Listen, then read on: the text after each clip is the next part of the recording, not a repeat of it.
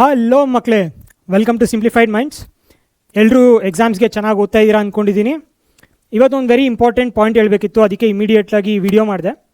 So KCET form filling deadline ಎಲ್ರಿಗೂ ನೀವು ಅಂದ್ಕೊಂಡಿದ್ದೀರಾ ಕರೆಕ್ಟ್ Feb 17 ಅಂತ. ಅದು ಕರೆಕ್ಟ್ ಡೆಡ್ಲೈನೇ ಫೈನಲ್ ಅಪ್ಲಿಕೇಶನ್ ಸಬ್ಮಿಟ್ ಮಾಡೋಕ್ಕೆ.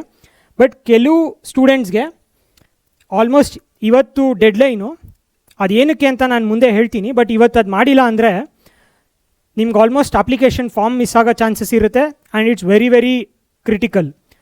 ಸೊ ಈ ಏನು ಪಾಯಿಂಟ್ ಹೇಳ್ತೀನಿ, ಹೆಂಗೆ ಗೊತ್ತಾಯಿತು ಅಂದರೆ ಮಕ್ಕಳೇ, ನಮಗೆ ನಾವು ಚಾನೆಲ್ ಲಾಂಚ್ ಮಾಡಿದಾಗಿಂದ ಹೇಳ್ತಾ ಇದ್ದೀವಿ, ನಿಮ್ದು ಏನೇ ಪ್ರಾಬ್ಲಮ್ಸ್ ಇದ್ದರೂ ಕಮೆಂಟ್ ಮಾಡಿ, ನಾವು ಅದನ್ನು ಅಡ್ರೆಸ್ ಮಾಡ್ತೀವಿ, ಹೆಲ್ಪ್ ಮಾಡ್ತೀವಿ ಅಂತ. So majority of the comments are related to this and ಇವತ್ತೇ ಅದು ಲಾಸ್ಟ್ ಡೆಡ್ಲೈನ್ ಥರ.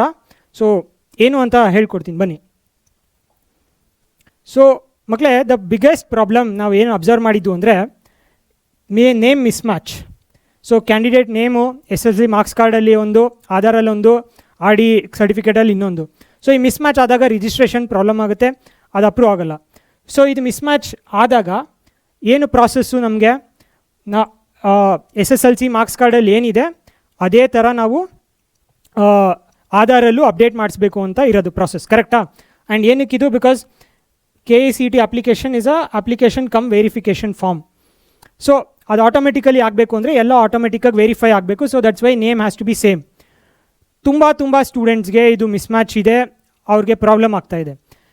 ಈ ಥರ ನಿಮಗೆ ಪ್ರಾಬ್ಲಮ್ ಆದರೆ ಮಕ್ಕಳೇ, ಇವತ್ತೇ ನಿಮ್ಮದು ಆಲ್ಮೋಸ್ಟ್ ಡೆಡ್ಲೈನ್ ಅನ್ನೋ ಥರ, you have to immediately act on it.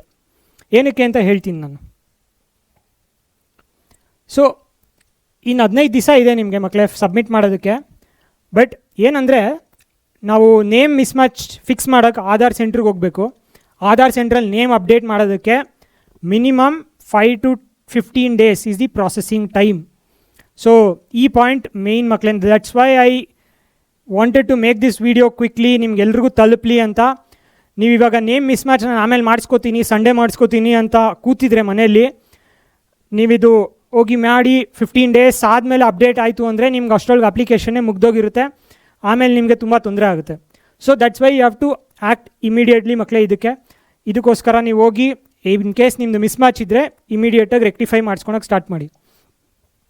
So ನಾವು how to fix your Aadhaar ಅಂದರೆ, ನಾವು ಜಸ್ಟು ಫಿಕ್ಸ್ ಮಾಡಿ ಮಕ್ಕಳೇ ಅಂದ್ಬಿಟ್ಟು ಬಿಟ್ಬಿಡ್ತಿಲ್ಲ. ಸ್ಟೆಪ್ ಬೈ ಸ್ಟೆಪ್ ನಿಮ್ಗೆ ಹೆಂಗೆ ಮಾಡಿಸ್ಬೇಕು, how to get your Aadhaar name updated ಅಂತಲೂ ಹೇಳ್ತೀವಿ ಮಕ್ಕಳೇ. ಇದನ್ನು ಮಾಡೋಕ್ಕೋಸ್ಕರ ನಾನು ನಿನ್ನೆ 2-3 ಆಧಾರ್ ಸೆಂಟ್ರಿಗೆ ಹೋಗಿ ಏನೇನು ಪ್ರೊಸೀಜರ್ಸು ಅಂತೆಲ್ಲ ತಿಳ್ಕೊಂಬಂದು ನಿಮಗೆ ಡೆಡಿಕೇಟೆಡಾಗಿ ವೀಡಿಯೋ ಮಾಡ್ತಾಯಿದ್ದೀನಿ. ಇಲ್ಲಾಂದ್ರೆ ಏನಾಗುತ್ತೆ, ನೀವು ಇವತ್ತು ಹೋಗ್ತೀರಾ ಆಧಾರ್ ಸೆಂಟ್ರಿಗೆ, ಅವ್ರು ಏನೋ ಹೇಳ್ತಾರೆ, ಅದು ನಿಮ್ಮ ಹತ್ರ ಇರಲ್ಲ, ವಾಪಸ್ ಮನೆಗೆ ಬರ್ತೀರಾ, ತಿರ್ಗಾ ಇನ್ನೊಂದು ದಿವಸ ಹೋಗಬೇಕಾಗುತ್ತೆ. ಇದ್ರ ಮಿಡಲಲ್ಲಿ ಎಲ್ಲ ಟೈಮ್ ವೇಸ್ಟ್ ಆಗುತ್ತೆ ಮಕ್ಕಳೇ. We want you to be very focused, ಎಕ್ಸಾಮ್ಗೆ ಓದ್ಕೋಬೇಕು ನೀವು.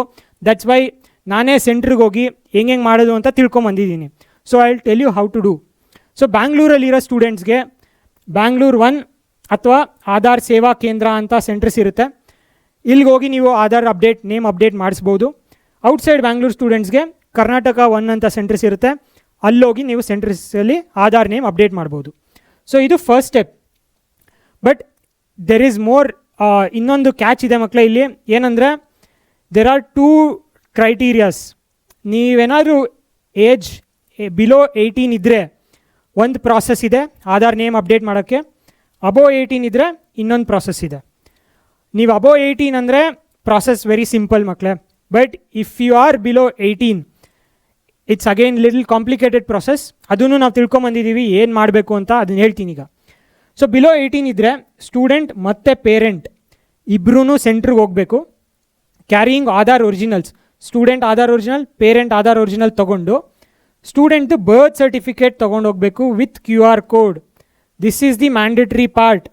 QR ಕೋಡ್ ಆ್ಯಂಡ್ ಬರ್ತ್ ಸರ್ಟಿಫಿಕೇಟಲ್ಲಿ ಇಲ್ಲ ನಿಮ್ಮದು, ಇದು ತೊಗೊಂಡು ಹೋಗಿಲ್ಲ ಅಂದರೆ ನಿಮ್ಮದು ಪ್ರಾಸೆಸಿಂಗ್ ಆಗಲ್ಲ, ವಾಪಸ್ ಕಳಿಸ್ತಾರೆ ಮನೆಗೆ. ಹೋಗಿ ಬರ್ತ್ ಸರ್ಟಿಫಿಕೇಟು QR ಕೋಡ್ ಇರೋದೇ ತೊಗೊಂಬನ್ನಿ ಅಂತ. So this is very very very important ಮಕ್ಕಳೇ. ದಟ್ಸ್ ವೈ ನಾನು ಇದು ಗೊತ್ತಾಗಿದ ತಕ್ಷಣ ನನಗೆ ಎಲ್ಲ ಮಕ್ಳಿಗೂ ತಲುಪಿಸ್ಬೇಕು ಇದನ್ನು ಅಂತ ಇಮ್ಮಿಡಿಯೇಟಾಗಿ ವೀಡಿಯೋ ಮಾಡ್ತಾಯಿದ್ದೀವಿ. ಸೊ ಬಿಲೋ 18 ಇದ್ದರೆ ಹಂಗೆ. ಅಬೋವ್ 18 ಏನಂತ ಚೆಕ್ ಮಾಡೋಣ. ಅಬೋವ್ 18 ಅವರು ಸ್ಟೂಡೆಂಟ್ ಅಲೋನ್ ಮಾಡ್ಕೊಂಬರ್ಬೋದು, ಪೇರೆಂಟ್ ಜೊತೆನೇ ಹೋಗಬೇಕು ಅಂತೇನಿಲ್ಲ.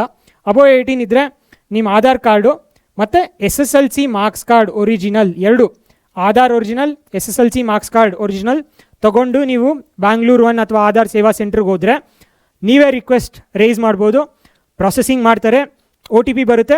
ನೀವು OTP ₹75 ಪ್ರಾಸೆಸಿಂಗ್ ಫೀ ಪೇ ಮಾಡಿ OTP ಅದು ಏನು ಆಧಾರ್ ನಂಬರ್ಗೆ ಯಾವ ಮೊಬೈಲಿಗೆ ಲಿಂಕ್ ಆಗಿದೆ ಆ ನಂಬರ್ಗೆ OTP ಬರುತ್ತೆ. ಆ OTP ನೀವು ಕನ್ಫರ್ಮೇಷನ್ ಕೊಟ್ಟರೆ ನಿಮ್ಮದು ರಿಕ್ವೆಸ್ಟ್ ರೈಸ್ ಆಗುತ್ತೆ. But again as I told 5 to 15 days is the timeline to update ಆಗೋದಕ್ಕೆ. ದಟ್ಸ್ ವೈ ನೀವು ಇಮಿಡಿಯೇಟಾಗಿ ಇದನ್ನು ಮಾಡಿಸಿ, ಯಾರ್ಯಾರು ಮಾಡಿಸಿಲ್ಲ ಅಂದರೆ.